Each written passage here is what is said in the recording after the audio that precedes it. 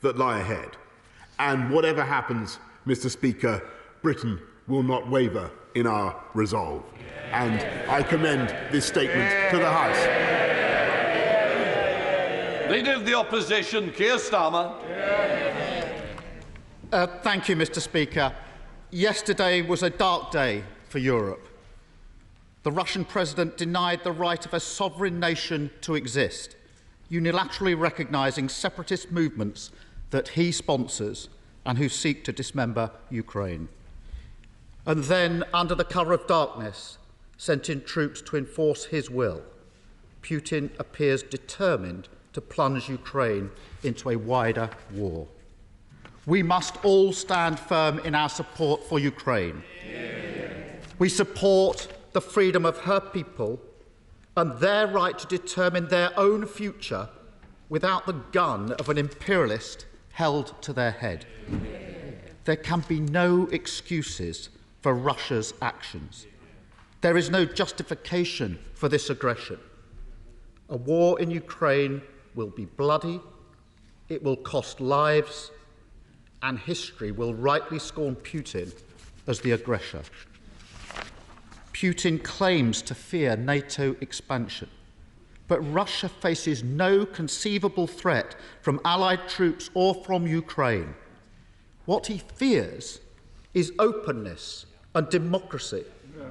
He knows that given a choice, people will not choose to live under the rule of an erratic and violent authoritarian. So we must remain united and true to our values across this House and with our NATO allies. We must show Putin that we will not be divided. I welcome the sanctions introduced today and the international community's efforts to unite with a collective response. However, we must be prepared to go further. I understand the tactic of holding back sanctions on Putin and his cronies to try to deter an invasion of the rest of Ukraine. But a threshold has already been breached. A sovereign nation has been invaded in a war of aggression based on lies and fabrication. If we do not respond with a full set of sanctions now, Putin will once again take away the message that the benefits of aggression outweigh the costs. So we will work with the Prime Minister and our international allies to ensure that more sanctions are introduced. Russia should be excluded from financial mechanisms like SWIFT, and we should ban trading in Russian sovereign debt. Putin's campaign of misinformation should be tackled. Russia today should be prevented from broadcasting its propaganda around the world. And we should work with our European allies to ensure that Nord Stream 2 pipeline is cancelled. Whatever the sequencing of these sanctions, this won't be easy. Britain must work with our European allies to handle the disruption in the supply of energy and raw materials. We must defend ourselves and our allies against cyber attacks. We must bring together the widest possible coalition of nations to condemn this action against a sovereign UN member state. Ukrainians are defending their own country and democracy in Europe. We must stand ready with more military support for Ukraine to defend itself. And we must stand ready to do more to reassure and reinforce NATO allies in Eastern Europe. But we must also get our own house in order. The Prime Minister said the lesson from Russia's 2014 invasion of Donbass is that you can't just let Vladimir Putin get away with it. But until now we have. We have failed to stop the flow of illicit Russian finance into Britain. A cottage industry does the bidding of those linked to Putin, and Russian money has been allowed to influence our politics. We have to admit that mistakes have been made. We have to rectify them. This must be a turning point, an end to oligarch impunity. We need to draw a line on Companies House, providing easy cover for shell companies. We need to ensure our anti-money laundering laws are enforced. We need to crack down on spies. and we have to make sure money isn't pouring into UK politics from abroad. Russian aggression has now torn up the Minsk Protocol and the Budapest Memorial.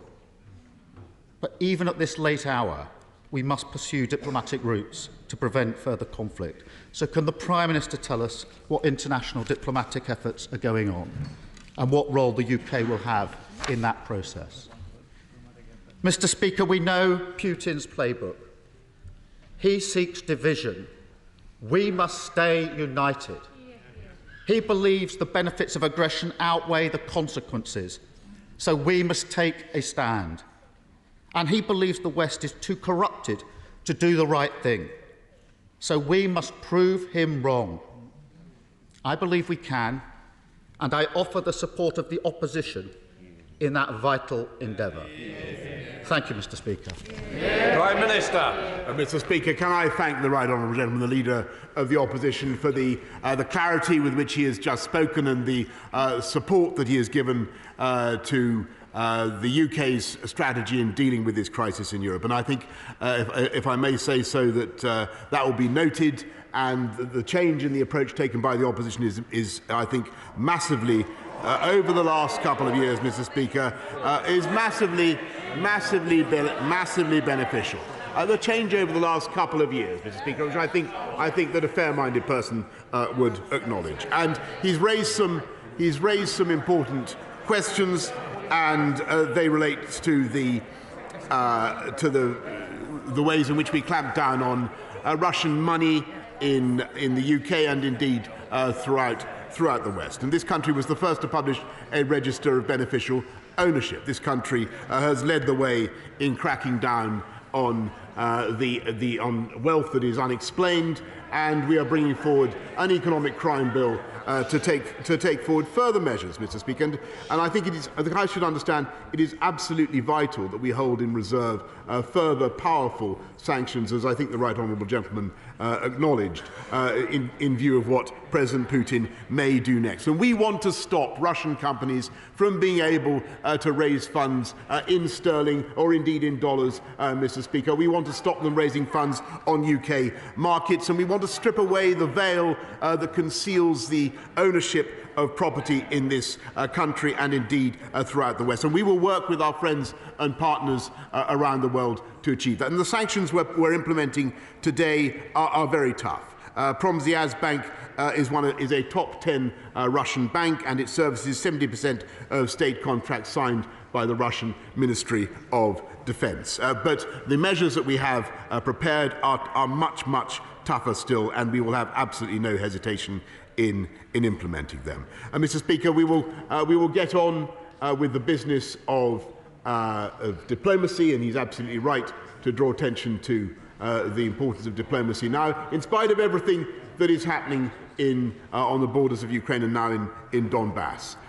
There is a G7 meeting straight after this statement, Mr. Speaker. We will be holding meetings in NATO, in the P5, and in every forum where it is relevant and possible to bring President Putin to understand the gravity of what he is doing.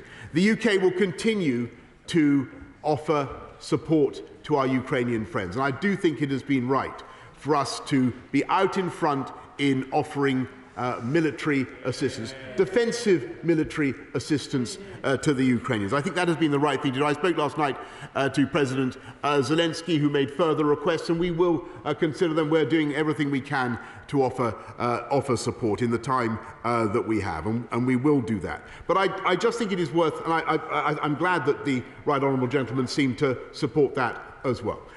It is absolutely vital in this critical moment that President Putin understands that what he is doing is going to be a disaster for Russia. And it is clear from the response of the world to what he has done already in Donbass that he is going to end up with a Russia that is poorer as a result of the sanctions that the world will implement. A Russia that is more isolated, a Russia that has pariah status, Mr. Speaker. No chance of holding football tournaments in a Russia that invades sovereign countries, Mr. Speaker. and a Russia that is engaged in a bloody and debilitating conflict with a fellow Slav country. What an appalling result for President Putin, Mr. Speaker. I hope that he steps back from the brink and does not conduct a full invasion. But in the meantime, Mr. Speaker, we must implement the tough package that we put forward, and we will continue to offer the Ukrainian people all the support that we can. Theresa May. Thank you, Mr. Speaker. Can I welcome my right honourable friend's statement and also welcome the UK's unwavering support for Ukrainian sovereignty at this gravest of times, which shows we can never take our eyes off Russia. But does my right honourable friend share my concern that while the focus today is rightly on protecting Ukrainian independence and territorial integrity, what lies behind this is a wider worldwide trend of authoritarian states trying to impose their way of thinking on others, and that the battle in which we must now engage is nothing more nor less than the defence of democracy itself. My right honourable friend is entirely right, and that is what is at stake. And what happens in Ukraine, what is happening in Ukraine now, is being watched around the world, and the echoes will be heard in Taiwan, in East Asia, and throughout the world. We now come to the Leader of the SNP, Ian Blackford. Thank you, Mr. Speaker. And can I thank the Prime Minister for advance sight of his statement, and to the National Security Advisor who has briefed opposition leaders.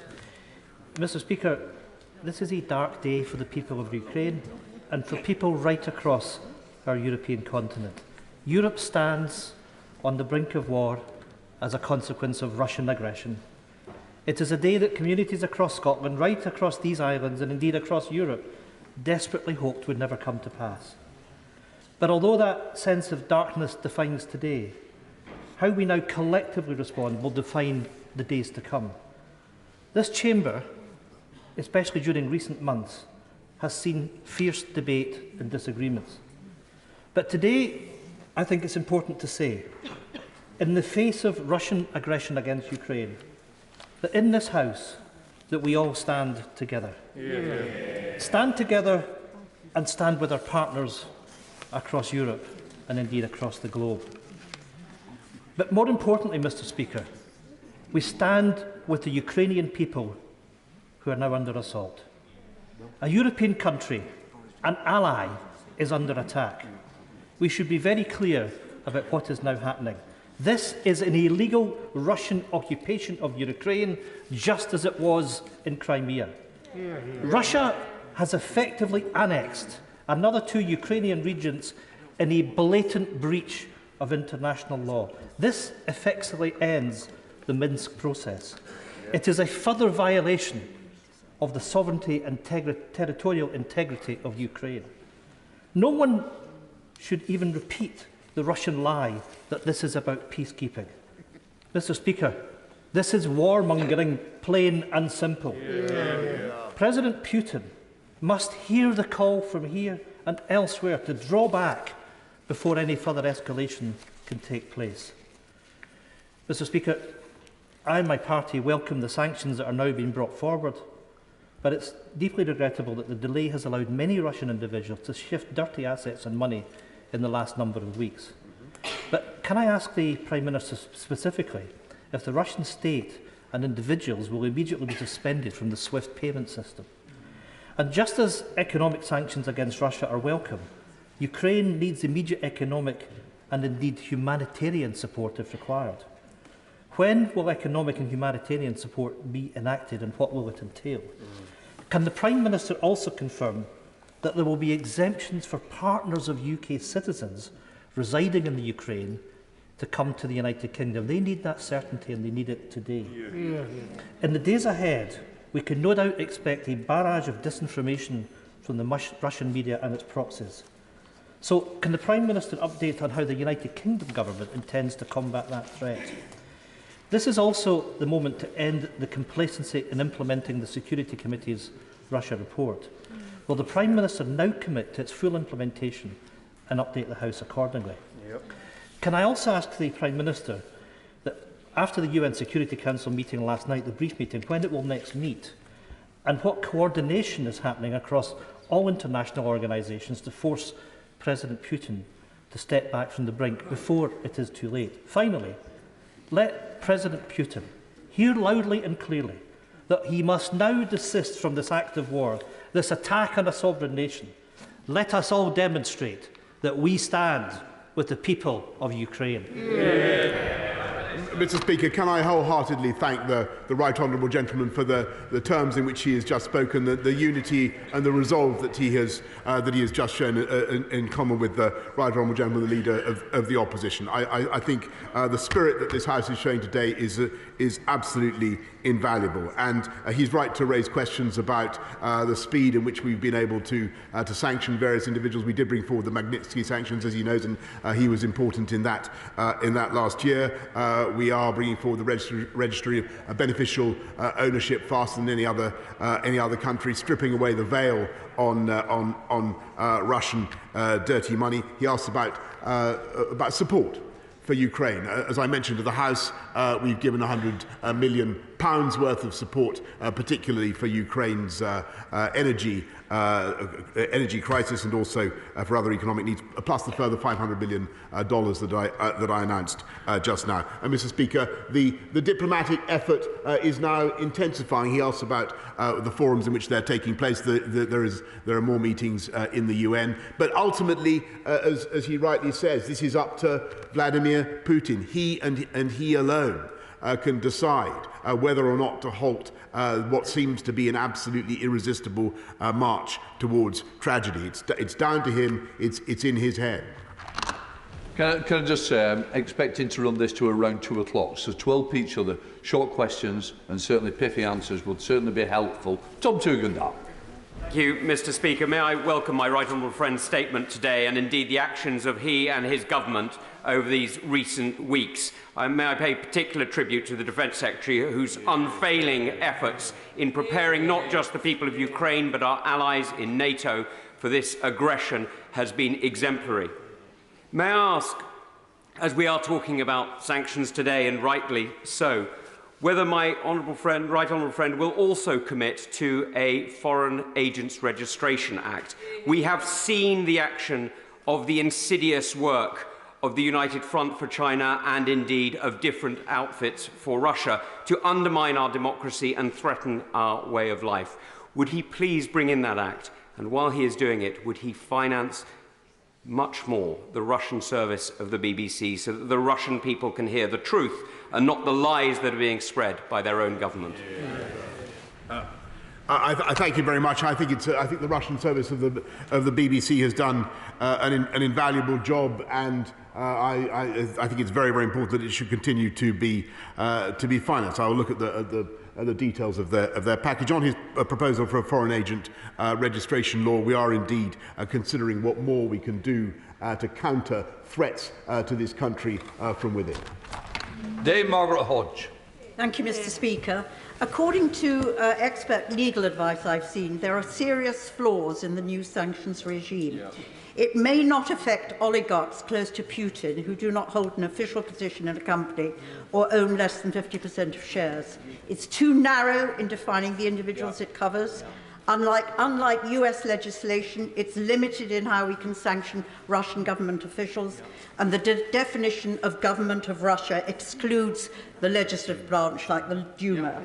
That means that kleptocrats who have stolen from the Russian people and support Putin would not be caught.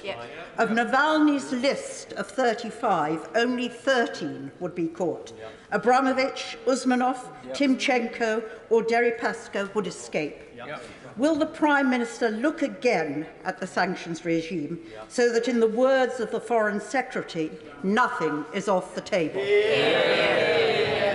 I thank her very much, and I think that I understand her concern, but I believe that she's in error in what she says, because we can certainly target members of the Duma. Abramovich is already facing sanctions, and in the announcements that I've made today, Gennady Timchenko, to whom she just referred, is specifically targeted.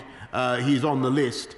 she's just mentioned him. He's on the list, as is Boris Rottenberg and Igor Rottenberg. And these are people who are very close to the Putin regime. But as I said to the House, they are just part of the first barrage.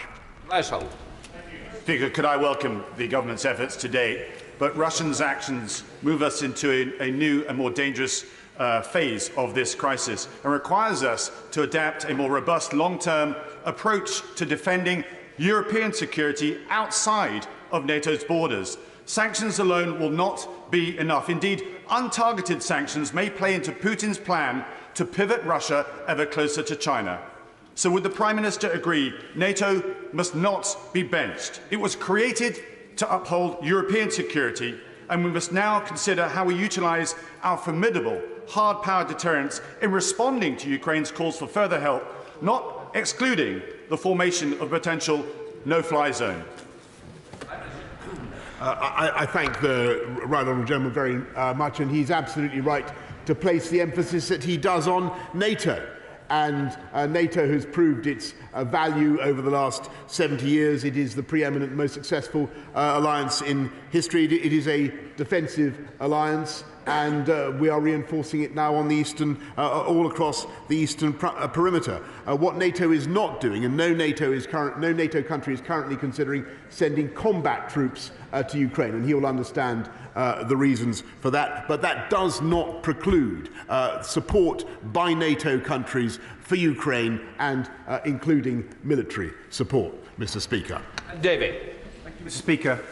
It's time to start treating Russia like the rogue state it is, and I strongly welcome the Prime Minister's statement on this darkest of moments, and I recognise the Leader of the Opposition for his strong cross-party support.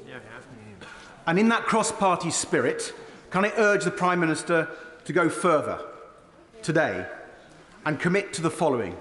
First, freeze and begin seizing the assets of every single one of Putin's cronies in the UK, and then expel these oligarchs from our country as part of a much stronger sanctions regime.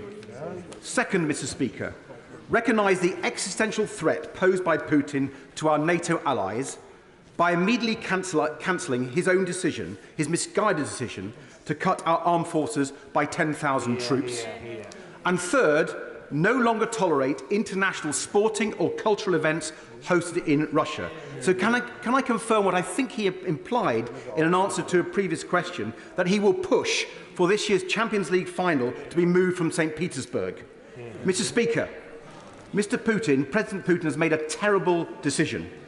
Will the Prime Minister make sure he pays a terrible price? Yes, Mr. Speaker, I'm grateful to him and his party for their support and for the position that we're taking. We are indeed cracking down on ill-gotten gains in London and on the cronies of Vladimir Putin, as I've just detailed, and there is more to come. On his point about defence spending, I think he should acknowledge that the recent increase was the biggest since the end of the Cold War. And, Mr. Speaker, on his point about sporting events, as I said earlier on, I think it inconceivable that major international football tournaments can take place in Russia after, as I say, the invasion of a sovereign country.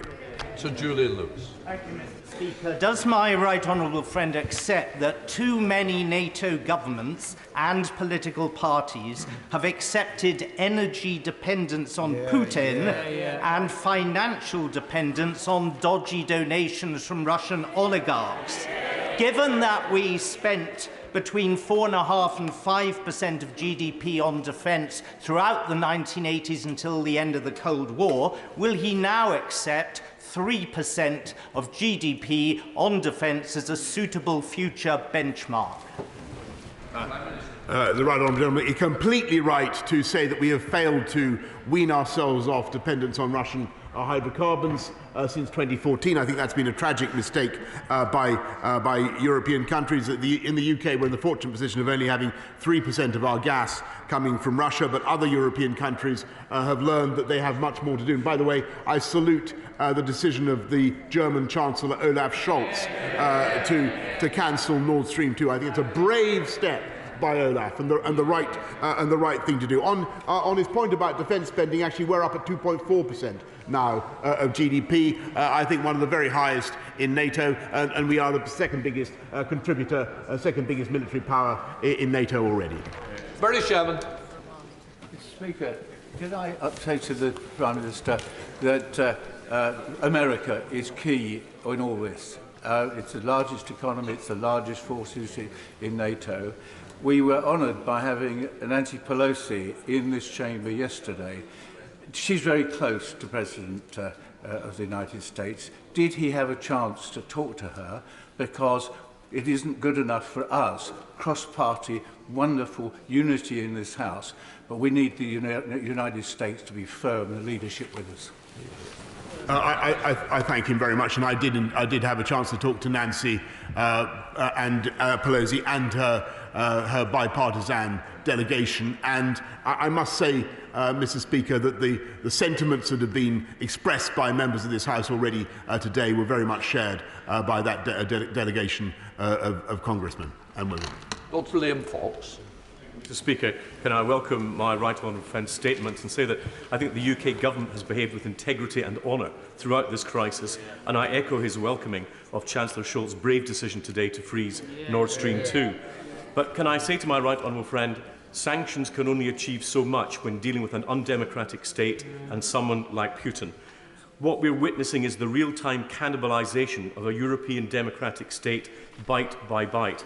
And ultimately, we will have to ensure that either Ukraine is given the means to defend itself from future aggression or give some sort of security guarantee, or we will find Russian troops on the borders of Poland, Slovakia, Romania and Hungary, which would be an absolute failure of Western policy. My right honourable friend has written and spoken powerfully about this subject recently, and he's completely right in the sense that we will have to bed in, we will have to dig in for the long term to support Ukraine in every way that we can, economically, diplomatically, by the provision of military support in the way that we are already, Mr. Speaker. But it will take time. But I think there is. Let me get back to the point I made in my opening statement. It is vital that President Putin should fail, and I believe that he will fail, because I believe that the giant facts are against him. He is taking on a Ukrainian national feeling, and in the end he will not succeed, and we will help the Ukrainians to succeed. Sir Tony Lloyd. Thank you, Mr. Speaker. The Prime Minister will know that part of the calculation of the Kremlin and President Putin is that the West will lose interest in, as we have done, unfortunately, in the past. Can he make it one of his key tasks to ensure that our allies are there for the long run? Because we've got to be there until this is brought to a proper conclusion. I thank him very much, and I think he's completely right. And the biggest threat is apathy and indifference, and that's why I think what my right honourable friend, the member for Maidenhead, had to say was so important. This is not just about Ukraine. This is about democracy, and this is about the security of many other European countries, and indeed countries around the world. That's what's at stake here today. Ian Duncan Smith. Speaker, can I commend my right honourable friend and his colleagues for their very stalwart action so far. The fact is that Mr. Lavrov today said, and I quote, "Ukraine does not have a right to sovereignty." So the ambition and the scale of that ambition is surely completely clear to anybody that doubts it. So I ask my right honourable friend, should it not be now, and I commend what he's done so far, but should it not be that we need to hit them, if we're going to hit them with sanctions, hard, and hit them now? They need to feel the pain of the first part of this decision. The second thing is, what is the ultimatum to them now? If they move further, are we going to take further action? And I simply say right now, we are facing the growth of the axis of totalitarian states. China will watch this and look at Taiwan. How we behave now and what we do as an alliance will dictate what happens in the Far East. Mr. Speaker, we are hitting them hard now, and we will hit them harder in the future. With every day that goes by in which they violate the sovereignty and integrity of Ukraine, we will continue to punish Russia. And in the end, I don't believe that President Putin has thought this through, and I do think that he will fail. Chris Brown. Thank you, Mr. Speaker. Putin, as I've been saying for many years, is a bloodthirsty liar. When his ambassador came to the House a couple of weeks ago to talk to the all-party group on Russia, he said it was absolutely preposterous that anybody could possibly suggest that any Russian troops would be going into Ukraine. That was a lie then, not an inadvertent lie, a deliberate lie. But my anxiety is that we're not going anywhere near far enough today. In 2014, we were spineless in the end. We didn't show enough resolve across the West or in the UK. We didn't close down the dirty money process coming into the UK. I don't think Abramovich has been sanctioned, incidentally, just to correct the Prime Minister. I don't think he's been sanctioned yet at all. So I think it's really important, precisely what the former leader of the Conservative Party just said. Everybody in this House will work closely with the government to deliver far more effective and secure sanctions if the Prime Minister asks, but they have to be now. We have to close the dirty Russian money down. Mr. Speaker, this government is already implementing a draconian package of sanctions, and we will go further. And we're bringing forward the economic crime bill, the register of beneficial interests. In addition, Mr. Speaker, to all the things that I've announced today, we will be bringing forward further measures to hit Russian individuals and Russian companies, as I said, of strategic importance to Russia, and stopping Russian companies from raising money on London markets, stopping them even trading in pounds and dollars. These will bite, these will hurt, and these will make a huge difference. But Mr. Speaker, I think the House also needs to understand that President Putin's failure will not just be caused by sanctions implemented by us and by our friends. His failure will result from the determination of the Ukrainians to resist, and in that we will support them. I welcome these sanctions and the government's significant efforts to expose false flag operations. But ruble by ruble, we must rid our nation of Putin's dirty money because of his acts overnight and those lives already lost. I urge my right honourable friend to blacklist all Russian banks, but to ban the city and law and accountancy firms from servicing all Russian state firms, and to work with Turkey to deny the Russian Navy access to the Bosphorus and ensure we have an atrocity prevention strategy in place for when the paramilitaries go in alongside the peacekeepers. I thank her very much, and that is exactly why the UK has been out in front of our European friends in dealing with Russian dirty money and in implementing the toughest possible package of sanctions. And I told the House we will go further. Thank you very much, Mr. Speaker. These are perilous times for our friends in Ukraine, a democracy within our continent. And short of sending British troops there, we must provide them with every possible support. I'm glad that the Prime Minister is talking tough and taking a strong stand against continued Russian aggression and imperialism. But when will he himself stop playing tennis with Russian oligarchs in exchange for money for the Conservative Party? And instead of talking about sanctions abroad, when will he finally help to clean up things closer to home, including fully implementing the recommendations of the Russia report? Mr. Speaker, the government, as I said, is way out in front of our other European friends and partners in what we're doing to implement sanctions on Russian entities, and that's the right thing. I think that's where the House is today, and we will continue to do that. And yes, Mr. Speaker, it is absolutely vital that nobody should contribute to a political party in this country unless they're a UK national, and that is what that is something that this government that's what this government insists upon. But what I don't think we should see, Mr. Speaker, if I may just respectfully say, and I've just been listening to some of the contributions this morning, we should not allow our indignation, our rage at what is happening in Ukraine to spill over into casual Russophobia. Mr. Speaker, I don't want to see us discriminating against Russians as a people or simply on the basis of their nationality. William Cash. Mr. Speaker, may I commend my right honourable friend for his prescience and resolve on Ukraine, and also that of the Defence Secretary. Can he confirm that escalating economic sanctions against Russia and fully effective defensive support for Ukraine can never be allowed to fail, given that Russia and President Putin's aggression affects all its European neighbours and has an ever-increasing global reach, including even in places like Africa. The right honourable gentleman, my right honourable friend, is completely right. The threat is not just to Europe. The threat from an aggressive and expansionist Russian agenda is everywhere, including in Africa from the Wagner Group, Mr. Speaker, and it is up to the UK now to push back, and that's what we're going to do. Dame Angela Reid. Thank you very much, Mr. Speaker. Would the Prime Minister tell the House now whether the sanctions that he has announced will actually put into effect the Intelligence and Securities Committee's Russia report, and whether he has full confidence that this will close down the so-called London laundromat, which is laundering dirty Russian money straight through the city. As she will have understood from what I've said earlier on, what we're proposing to do will go further than that report.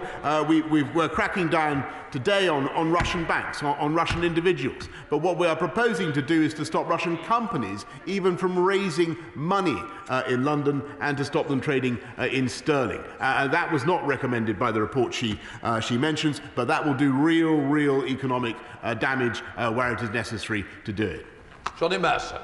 Thank you very much, Mr. Speaker, and I welcome the Prime Minister's statement today and sanctions against Russia. But would he agree with me that we can't continue to consistently relearn the lessons of the past when it comes to drawing a line and being willing to hold that line militarily, if so? And whilst he has increased defence spending beyond what it has been for many years, and I congratulate him for that, the argument has always been that that must be tailored to meet the threat. And as the German Chancellor has mentioned this morning, that threat is changing. And will he commit to keep an eye on that defence spending to make sure that if we are asked, we can hold a line and we can lead NATO in the way that I know he wants to? I thank him very much, and he's absolutely right to draw attention to defence spending, and it's great that the German Chancellor also now sees the importance of this. For a long time, he and I'm sure, have been campaigning for Germany to shoulder more of the defence burden, of the cost of defence in Europe, and that's a good thing.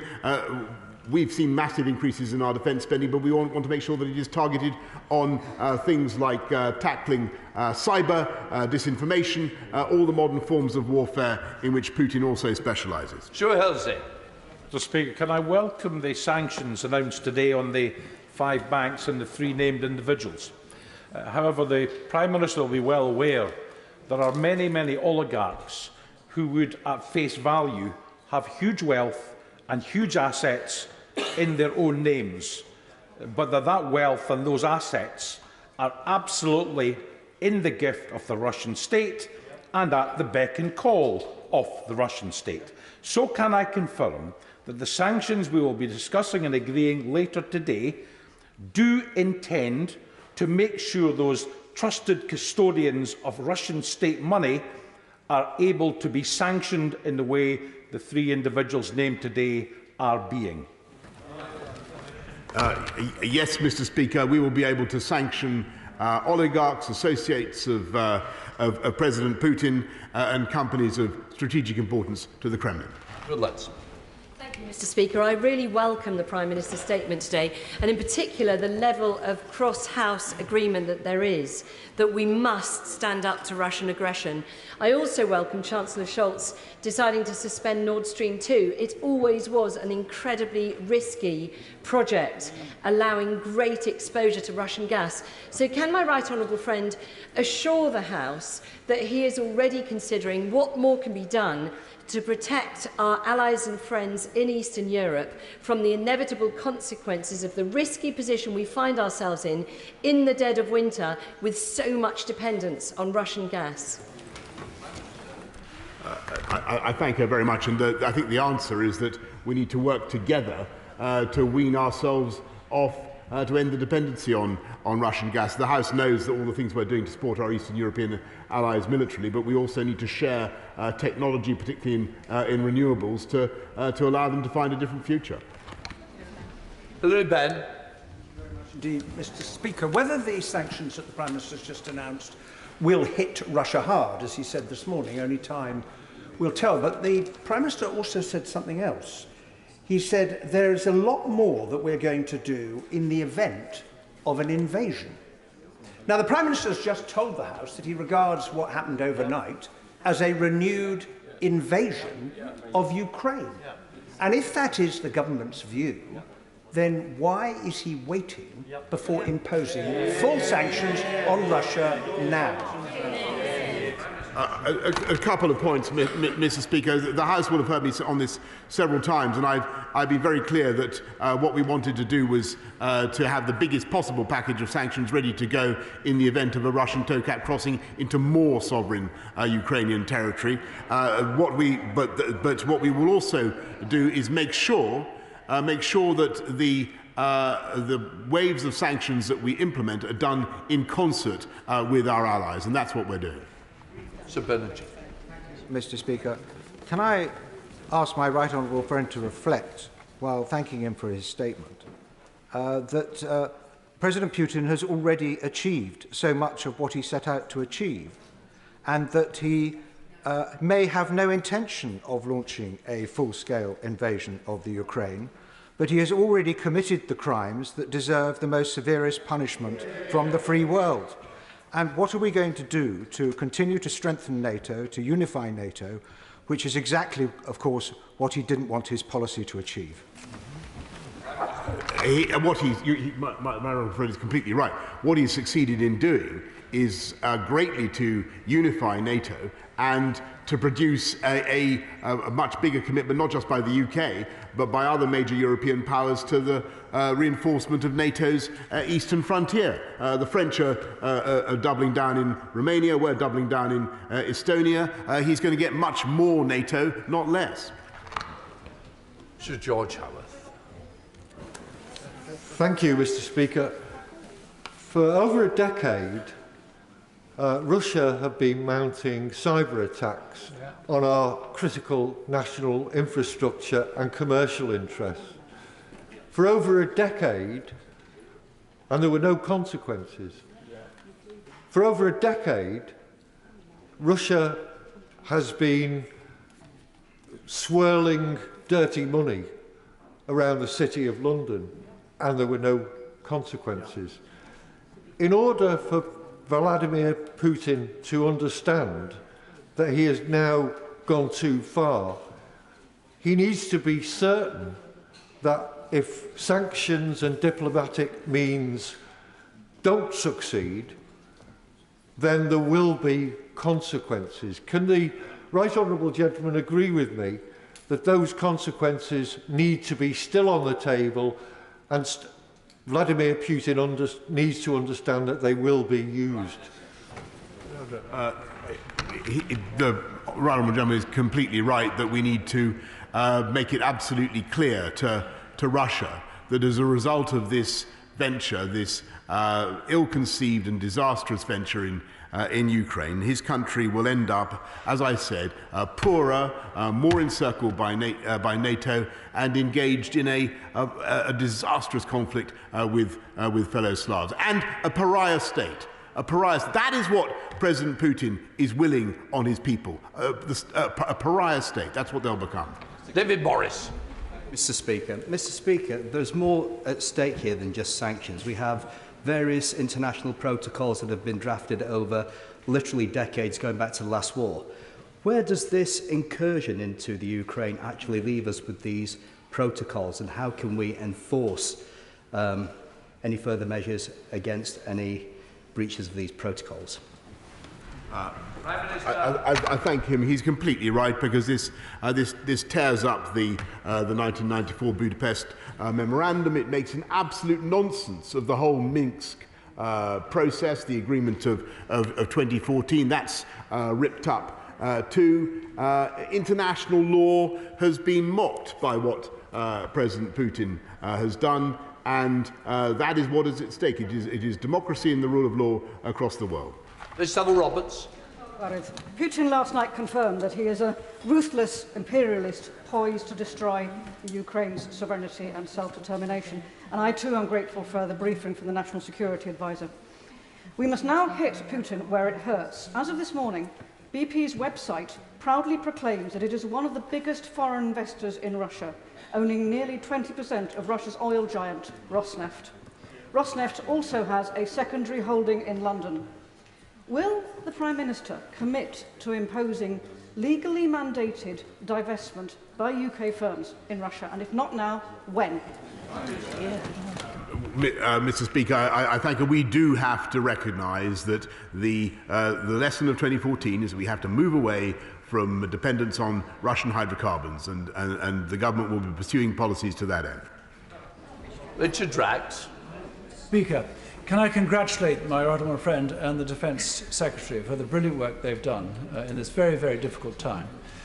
Mr. Putin is a bully, and bullies only stand out or recognise one thing, that is military force.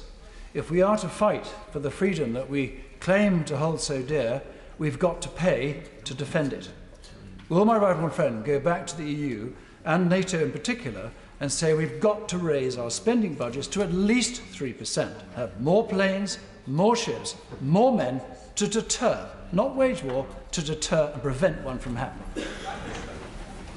I thank him very much. He's completely right, and I can tell him that the British government is continually exhorting our European friends to exceed the 2% threshold. It'd be a great thing if we could get some of them up to 2%, never mind 3%, Mr. Speaker. Jones. I thank the Prime Minister for his statement today and welcome the sanctions against the 3 individuals that he's named.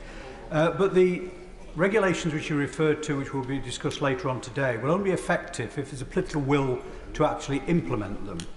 Under Part 4 of the regulations, it defines the individual as an individual involved in obtaining benefit from or supporting the government of Russia.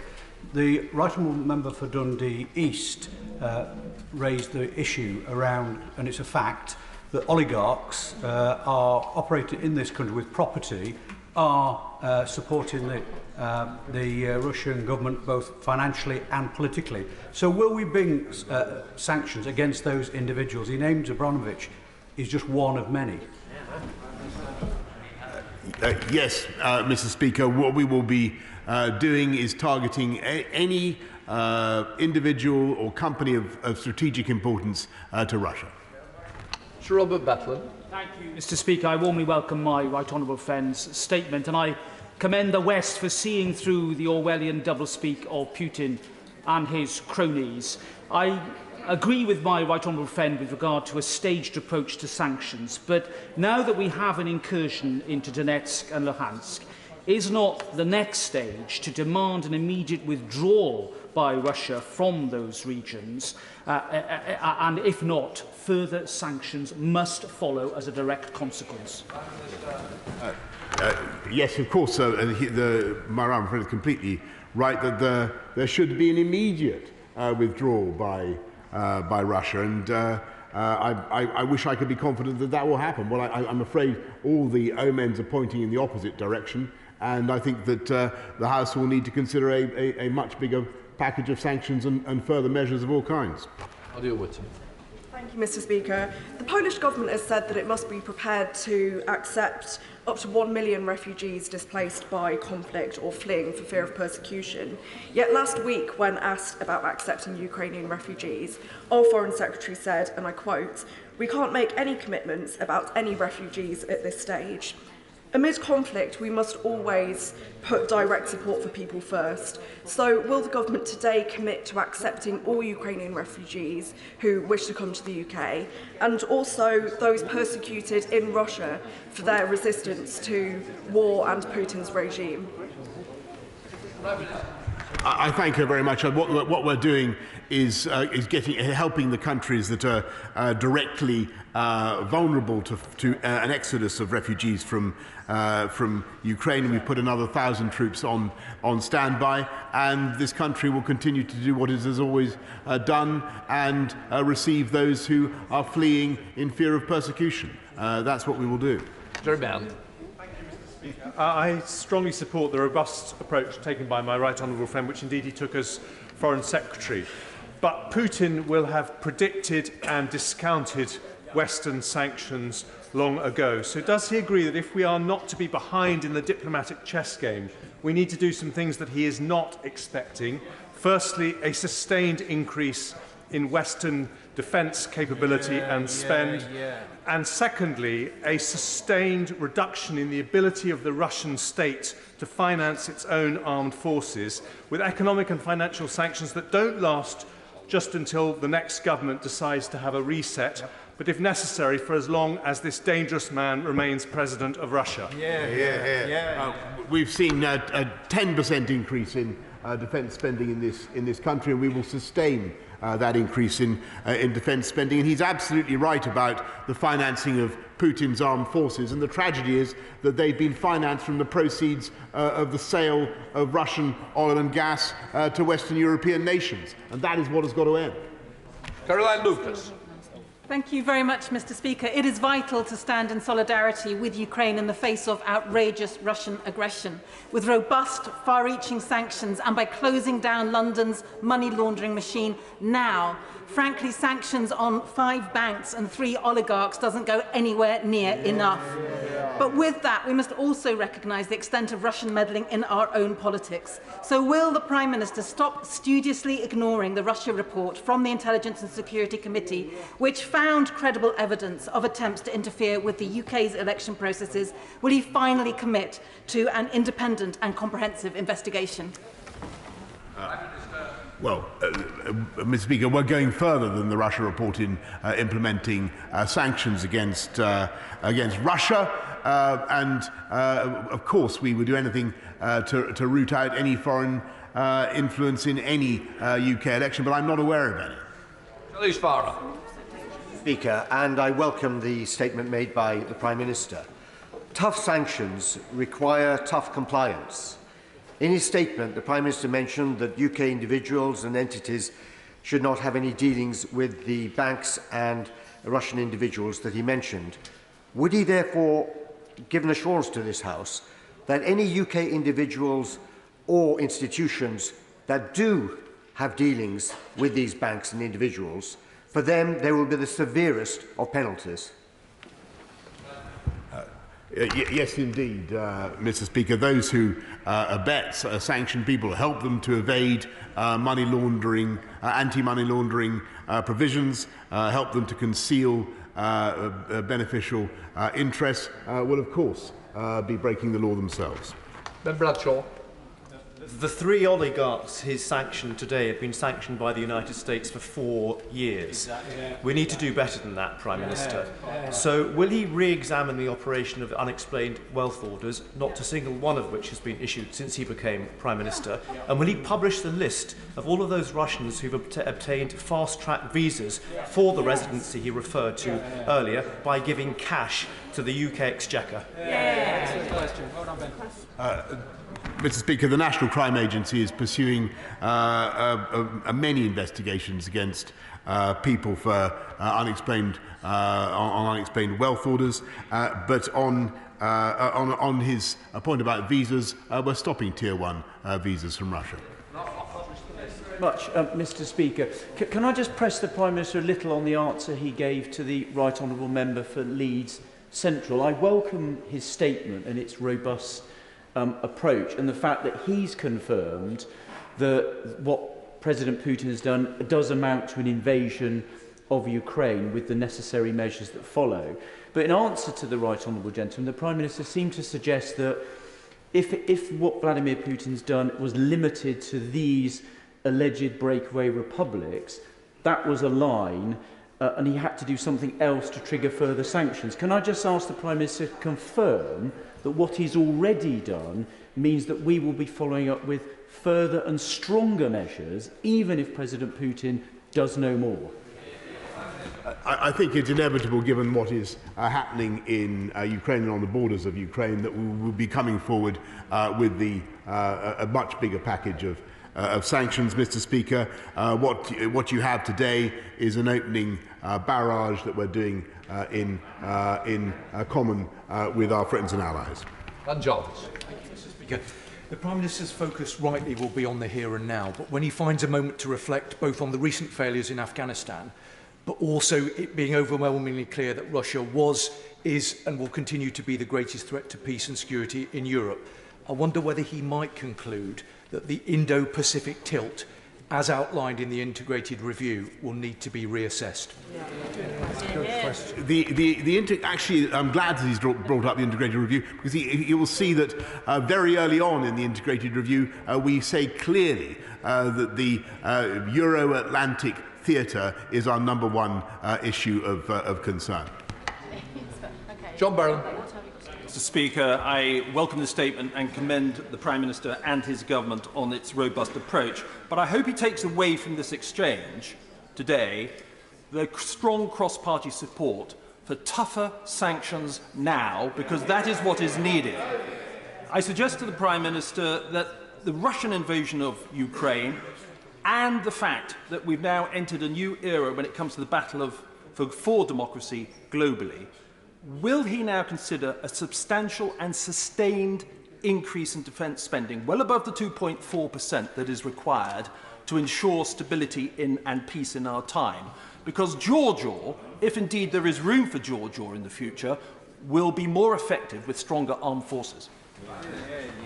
I'm grateful, Tim, and my honourable friend, I'm also proud of the very substantial uplift in our defence spending that we've been able to provide, and with the strongest and fastest growing economy in Europe as a result of the measures that this, in the G7, I should say, as a result of the measures this government has taken, I'm confident that we're going to be able to continue to give our armed forces the investment they need. Sir Champion. Thank you, Mr. Speaker. Ukraine has been experiencing conflict since 2014, creating a crisis of 2.9 million people in need.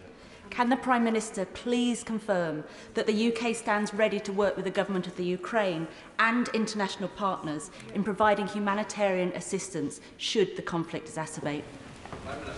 Yes, of course. No problem. John Howell.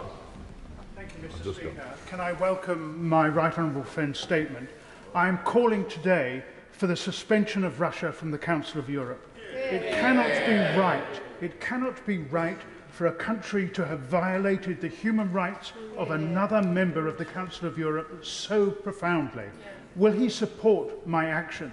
Can I thank my honourable friend for everything he does in the Council of Europe, for the robust positions that he takes in that body, and I wholeheartedly support what he just said. Malcolm MacDonald. I'm grateful, Mr. Speaker. The Russian disinformation networks, including RT, the leader of the opposition, is right in his call on that licence, Mr. Speaker. But those disinformation networks are critical to not just trying to justify Russia's aggression internationally, but maintaining that aggression as well. For how much longer will we continue in this country to pretend that outfits like RT are some kind of benign equivalent to the World Service or France 24? They're not. It's time they went. Look, Mr. Speaker, I think his point will be widely shared, not perhaps by everybody on the opposition benches, but we have an independent regulator of the media. We don't live in a country where politicians can close down media outlets. It is up to Ofcom to rule. In Little Granger. Mr. Speaker, Prime Minister is well aware, and I'm following on my honourable friend just now, that I'm the group leader in the Council of Europe. We have Ukrainians in our group, Prime Minister, who are now under threat. Their families are under threat. They are going to be on the list that the US has now given to their, dare I say, intelligence on what's going to happen to them. Prime Minister, we must stand by these Democrats. They are good people. I've worked with them for now 10 years. I would have nothing but praise for them. Prime Minister, would you not agree that the Council of Europe and other organisations like this need to stand up for democracy and stand up for Democrats?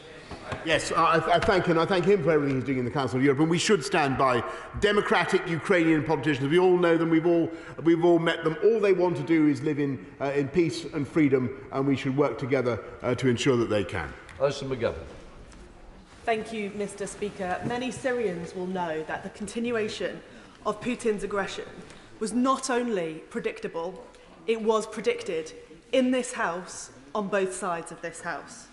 So does the Prime Minister agree that, as was true in relation to Syria, the only response to aggression is coordinated international resolve, matched by every possible action at home, including each of those, as explained by the Leader of the Opposition? Mr. Speaker, I think that the lesson from Syria is that you cannot will the end of a regime without being willing to will the means. And that is what this government is prepared to do. And if that is what the Leader of the Opposition is now committing Labour to, then so much the better. Mark Pritchard. Thank you, Mr. Speaker. Ukraine is not NATO's border yet. It is not the EU's border yet, but it is democracy's border today. And this House, as you all know, Mr. Speaker, having met the President some months ago here, stands in full solidarity with our counterparts in the Rada and the people of Ukraine, including the people of Donetsk and Luhansk. The Prime Minister mentioned NATO members. Can I ask him what more reassurance and practical support we can give to NATO members like Poland and the Baltic states, who today are just a little bit more fearful?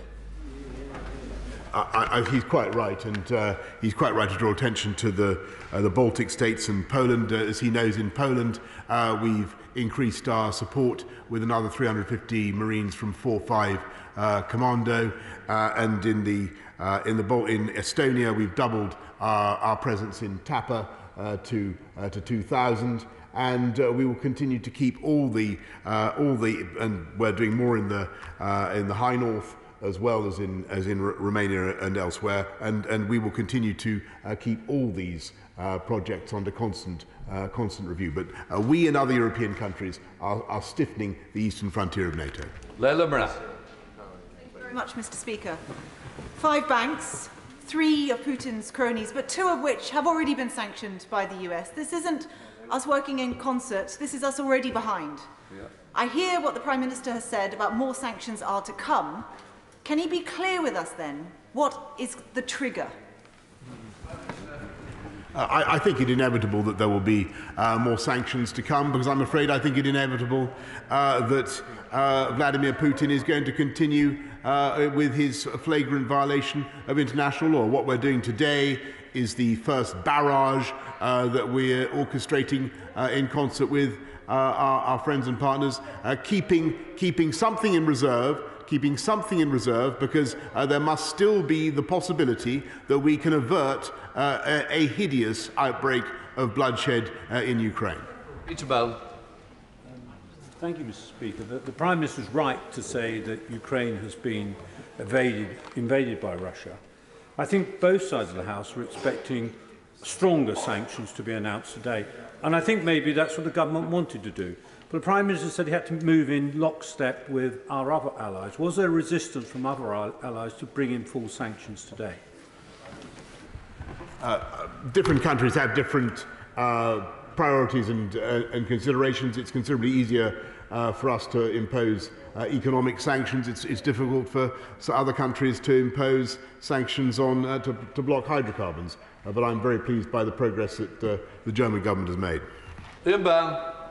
Thank you, Mr. Speaker. This is a day of infamy in Russian history, but the truth is that we're here today because our strategy of deterrence has failed. President Putin has built an arsenal of kleptocracy. He perverts history for his pretexts and he perverts science for his weapons. But the risk is that today's slap on the wrist will not deter anything further. It's been 2014 since we proposed sanctions for economic crimes, apart from the Magnitsky sanctions. The sanctions against the oligarchs have been on the American list since 2018. Missing from the list was VTB, VEB, Alpha, Spearbank.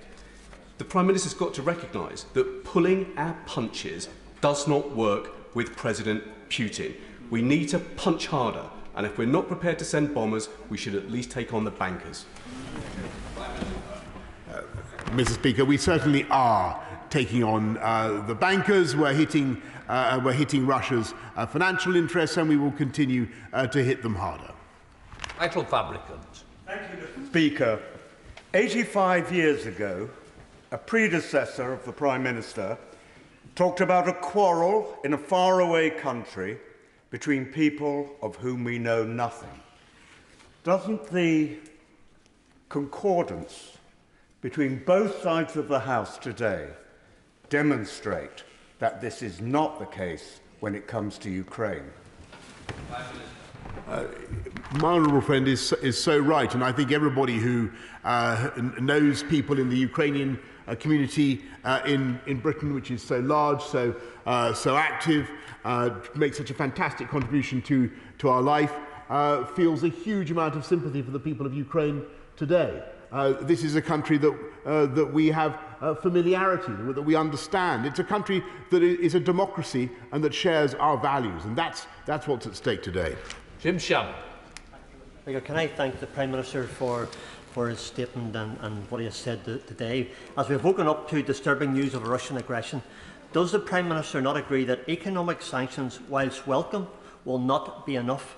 And as such, is the Prime Minister prepared to underline the steps that have been taken with NATO allies to assess the situation and stress that membership in NATO is not a prerequisite for us in the United Kingdom of Great Britain and Northern Ireland for supporting democracy in whatever way is deemed necessary? He's quite right that it is up to the people of Ukraine to decide what alliance they aspire to join. And NATO's open door policy should remain absolutely inviolate. Robert Halford. Thank you, Mr. Speaker. I strongly support the approach of the government, and like my right honourable friend for Lichfield said, it is not a faraway country of which we know nothing. Could I just ask my right honourable friend, what assessment have the government made of the impact from the war on energy prices, of oil prices, and the subsequent impact on people at home, and what measures can the government mitigate those factors which are, as we know, the war is likely to increase the cost of living for ordinary folk across the country? He's quite right that one of the risks of Putin's venture is that there could be a spike in gas prices and oil prices. Mr. Speaker, and the government will do everything we can to mitigate and to help the people of this country, but it's one of the reasons why the whole of Western Europe has got to end their dependence on Russian oil and gas. Thank you, Mr. Speaker. Can I ask the Prime Minister to place on his record his respect and admiration for the brave men and women, the OSCE monitors, who for 8 years have been on the border with Ukraine, that now face an impossible position, a democratic member state under attack from a fellow member state? And does he know where we'll be? Can he predict by July, when I speak as a member of the OSCE UK delegates on the Parliamentary Assembly, we will be host nation to the big jamboree in Birmingham? 2 of the Russian delegates are on our sanctions list. If not now, he needs to act. I thank her very much for what she's doing with the OSCE and the MMR operation. I've met members of the OSCE monitoring unit, and I think they're doing an amazing job. Sadly, because of the threat and the duty of care that we have to them now, we've asked them to step back temporarily. Let's hope we're in a better position by July. Let's hope. But at the moment, things are not looking good. Stephen Crabb. Mr. Speaker, can I strongly welcome my right honourable friend's very resolute and clear-sighted statement this afternoon. Does he agree with me that one of the things that Putin is looking for at the moment is any hint or sign of division or variance amongst members of the Western Alliance, and therefore it's really important right now to invest that time to go the extra mile to ensure that our allies right across Europe and including America speak with one voice at this time, in the same way that we this afternoon have spoken with one voice from this House? I thank him very much, and there's been a lot of commentary today about, should we have gone further, gone with the whole package of sanctions unilaterally today. One of the reasons why we wanted to work in lockstep with our friends is just to reinforce that message of unity and resolve in the West. Stephen Farry. Thank you, Mr. Speaker. I do think it is the majority view in the House that the government should be going further today on the level of sanctions. But can I press him on the issue of refugees? In the event of further Russian aggression in Ukraine, we will likely see a surge.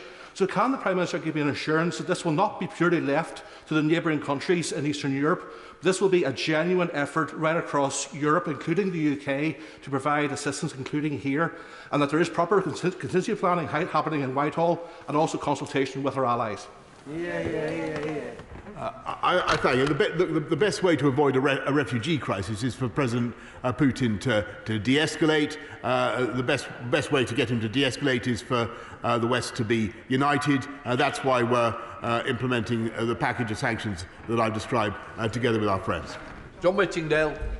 My rightful friend aware that just 8 years ago this month, 100 Ukrainian citizens died under the sniper fire in the Maidan protest against the pro-Russian corrupt administration of Viktor Yanukovych.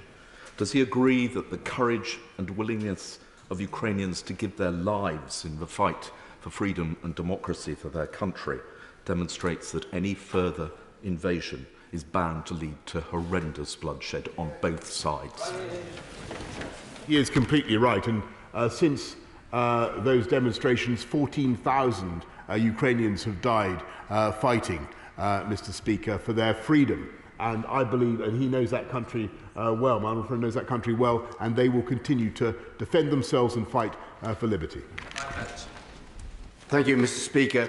The situation is very clearly that whatever else Putin does in the next few days, he's already invaded another sovereign country. That's a simple truth. Now, the Prime Minister has spoken about this being a first round of sanctions, with potentially more to follow.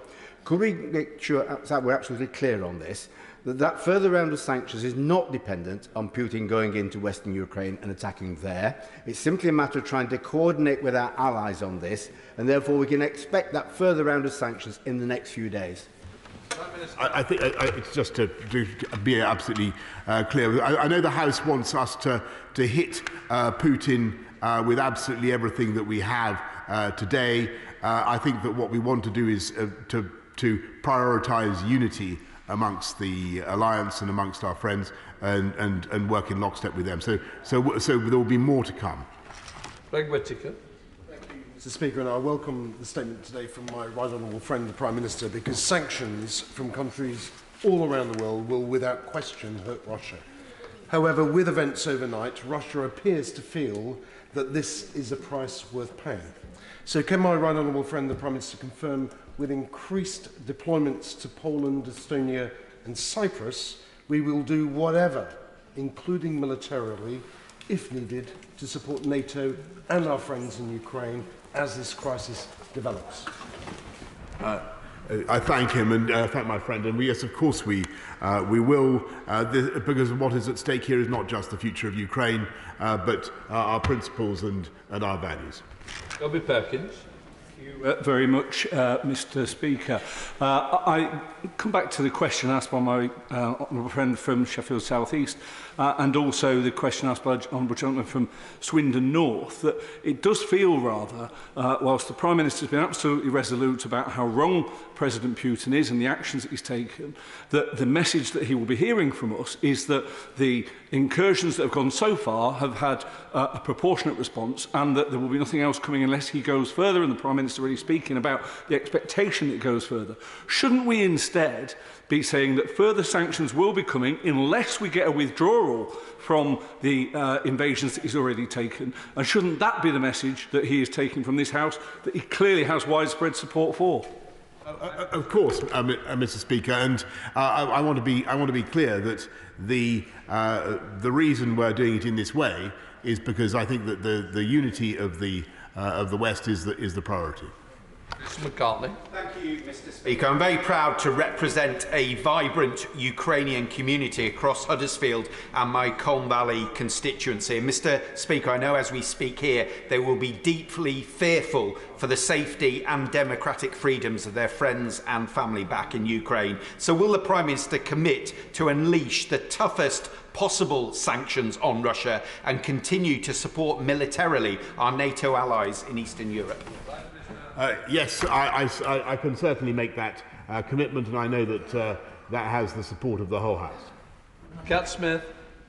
Thank you, Mr. Speaker. The Prime Minister is right when he says democracy is at stake, including our democracy.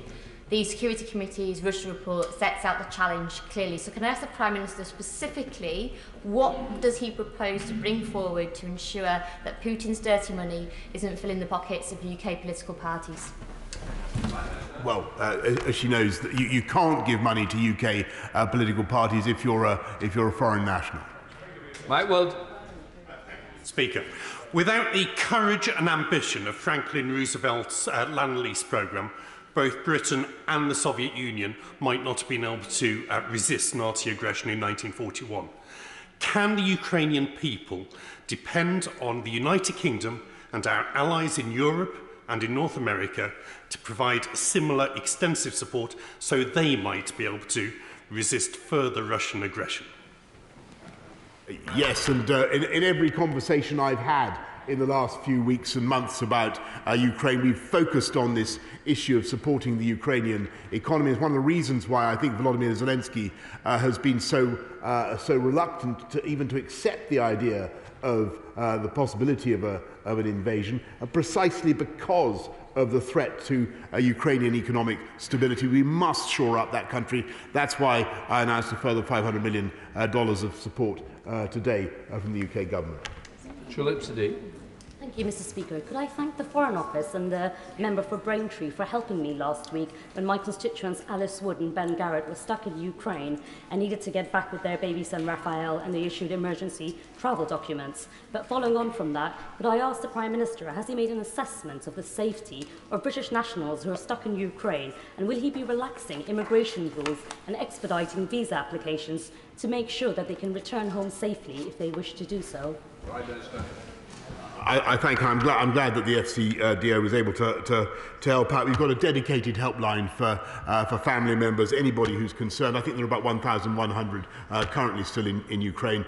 There is a helpline that people should ring if they need. I'll read it out, Mr. Speaker. 01908 51666. There you go. Alan Cairns. Mr. Speaker, can I pay tribute to the Prime Minister for the robust steps that he has taken and for the coordinating role in which he is playing across the Western world? And does he agree that last night's event should be seen in the context of Crimea, Salisbury, cyber attacks, as well as the threats of gas supply restrictions? So can he reassure us that he will continue to play a coordinating role to ensure that the Western world is absolutely as one in its response? Absolutely, Mr. Speaker, and we already have a huge range of sanctions against. I think there are 275 Russian individuals, as may want to know, 275 Russian individuals who are already sanctioned, including many of those who were responsible for the Salisbury or linked with the Salisbury poisonings, illegal activity in Chechnya, the poisoning of Alexei Navalny, and other episodes. Matheson. Mr. Speaker, I welcome the Prime Minister's statement, but look, Russia's a mafia state. Putin is the godfather, the capo del tutti capo, and he won't change until his capos and his underbosses force him to change, and they won't do that until we pull the financial rug from under their feet, and we're in a unique position to do it. So if he's not willing to put sanctions at the forefront right now, further sanctions, will he at least confirm to the House that he's asked all the relevant agencies to make sure we are bang up to date on all Russian assets, not just dirty, so that we can put those sanctions on as soon as he decides? Yes, we are, and we're in a position to impose a very considerable economic cost on Putin. The question is whether he's going to care enough about it, because he's plainly in an illogical and irrational frame of mind. Nicky Aitken. Thank you, Speaker. I welcome my right honourable friend's statement and his leadership and this government's leadership on defending democracy and freedom and standing by our Ukrainian allies, showing what global Britain is all about.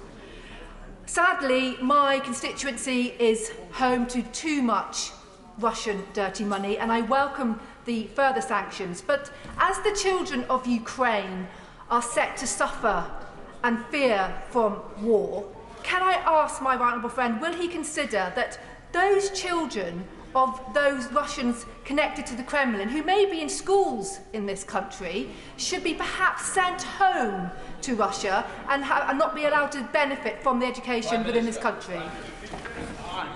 Mr. Speaker, I thank her very much, and I know that she shares my concern about beneficial ownership of properties in London, which we will now be exposing, and I'm grateful to her support for that. I think when it comes to children, Mr. Speaker, maybe I think I'm not quite there. I think the sins of the fathers, or indeed the mothers, should not be visited on their children, in my view. Mr. Speaker, there's increasing nervousness about the risk of cyber attacks from hostile states, particularly on our vital public services. Will the Prime Minister outline any additional protections that the government is going to do to ensure that they don't fall victim to Russian aggression?